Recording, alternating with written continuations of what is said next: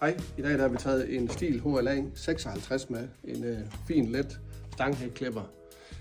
Med maskinen her, der følger der en lader og et AK10 batteri. Der følger en sværbeskytter, og så er der sådan en fin holder med til lige at skrue op på væggen.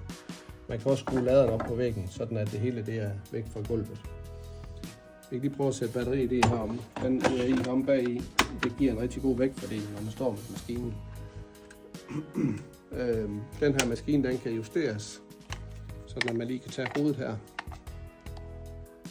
Man trykker lige let ind her, og så drejer man ned. Så kan man tage toppen af hækken her, eventuelt, og den kan faktisk også gå den anden vej. Maskinen tager 30 mm, så det er en, der kan klare de flestes behov. Når man køber sådan en maskine her, så er det en god idé lige at købe noget olie til skæret.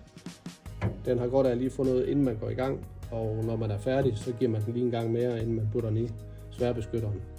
Vi har taget nogle sikkerhedsbriller med, og nogle høreværn herover, og der er Bluetooth i den her, hvis det er det, man gerne vil have. Vi kører Danmarks bedste pris, så gå ind på hjemmesiden og kig. Vi er billigere, end du tror.